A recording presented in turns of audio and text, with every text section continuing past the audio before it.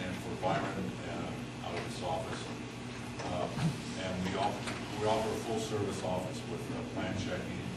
And if we can't do the plan check there because it requires engineering or something, we will get it over to Martinez for you and bring it back so you can do all your business here at the Brentwood office, not do it in Martinez. And we do have Deborah Laughlin here that comes out on Wednesdays and Thursdays now by appointment. There's some brochures here that you can call a number. She schedules half-hour appointments. She'll talk to you about setbacks, zoning requirements, what you can do with your property, and so on and so forth. And so you can call her and talk to us. That's a lot. I'm looking forward to seeing y'all. Okay. You know, I'm the first step. And basically, if you get a notice and you're not sure what to do, feel free to make an appointment with me.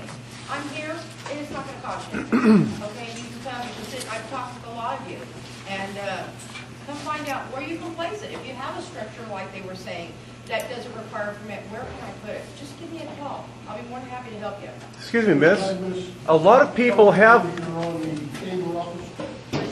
Yes, and that's another thing. I have flyers here. I have been available at this chamber's office for a couple months now, and I've had one call.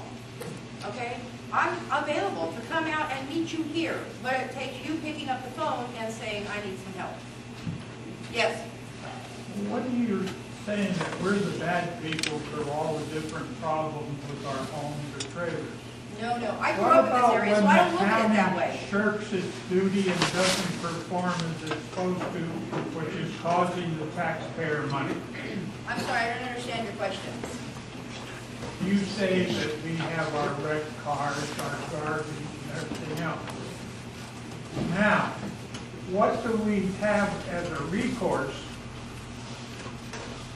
for a problem which is developed by the county but not following the guidelines of the state? Yeah, I'm not sure what you mean. I guess the easiest thing to do is put my card there. You can call me or Gano and give me some background and information. And then I can maybe better answer it, because it may be something that Public Works deals with and not the our department, or it could be environmental health issue, and I will find out who it is and then have them call you. Well, calling the county is a long distance call. No, you Even can to call the the Brentwood. sheriff. You can call the Brentwood office. This has to go to what's in the, I'm an ex-employee of the county sheriff's office. Okay? So you know what phone numbers are what. But that's a long distance call. I have limited calls because I use my computer, and they won't allow me to call the sheriff's office when somebody broke into my residence. We can't really respond to about the sheriff department and break-ins, or the fire department, or any other department, but really our own. But what we have done is we have a toll-free number that you can use, and that's on the information. You have an email address that's code enforcement that you can contact us with. You can go to the web, and on our web page it gives you an email address. You can go ahead and contact us. So we're trying to do it so that we know people have limited phones, and but if you would send it to me on the email, then I can go ahead and forward it to another department and see if they can go ahead and call you, and then you won't be out that phone call. Well, it still doesn't answer my question. How do we come back at you for recourse on things the county is supposed to do, but they haven't done? For instance, like what? What? Like what? Why don't you explain your complaint form to him that you talked about earlier? There's a complaint form on there. If it deals with our department, fill it in. If you feel that if there's something that I can't resolve for you, I will direct you on who you can go ahead and talk to, because if it has to do with public works and environmental health, I can just give you their number, or I can call them and ask them to call you because you have limited calling. So we can work with you, but we can't solve all the problems. The county has a limited amount of money, and so there's only so much that they're going to do. If you have a pothole out there, they may be on a waiting list. But I can't answer that. That's going to have to go to public works.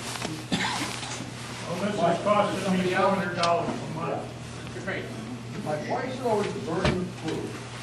Well, you know, to get cited, and there's violations, and they're not, you've got proof that they're not legit. We say that you folks have got permits on file in Martinez, or that we have permits for, and you say there's no record of it. Yeah. So we spend, we want to talk personally, like, 16 months going through permits, like, going through the record, like, my permits, I can find more and more. We're made to feel guilty and to prove our innocence, versus I would think the building department, we look in your file, see they have building permits, ask building permits on this stuff before they would go into the site. Okay, let me, the inspector, when he does the notice to comply, should be going in there and taking a look and see what building permits have been issued for a property, or if it's a land use violation, what is the zoning for that particular parcel. On some of them, that's very easy. Yes, this garage was built in 1985, and we have permits on that. There are other permits that may have gotten lost. There was a flood. A lot of them got damaged. But there are some, and planning can talk about it a little bit better than I can, where you're asking to be grandfathered in.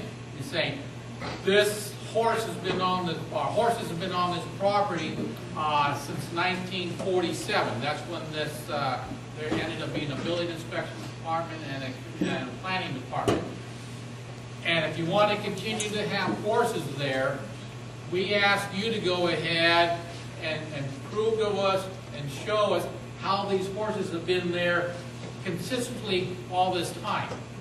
And you're the only ones that can go ahead and do that. You know the neighbors that live there, you know who's been delivering the feed, you have, you know, maybe pictures of the area at the historical museum or whatever may be around here. And so we depend on you to go ahead because you're asking for something special. And there are places that we may not have all the information in the planning department or building inspection, and we will send you to the assessor's office or someplace else. I can't go to the assessor's office and say, I'd like to get information on this lady's property. They won't give it to me. And so you're the only ones that can go down there and ask for that information. As most of you know, before Prop 13, the assessors went out to every property and reassessed it every 3 years. And when they did that, they did a nice little sketch of what was there.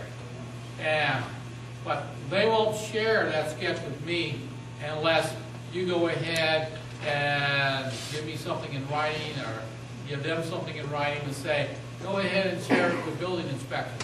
They usually tell you, make a copy, they're going to be happy to give it to you for a small fee, and give it to us. Small We may fee? not have it. In other words, the proof is on the homeowner, not the county. What- In other words, you come to my place. If I look at my records and I say you have a 2-bedroom house, and you say, no, I have a 3-bedroom house. I say, our records just show a 2-bedroom house. Then it's up to you to come that there's something in there that was this is when the 3-bedroom was done. And there are other places in the sanitation district, if you had a second bathroom put in, they may be able to identify this is when it was done.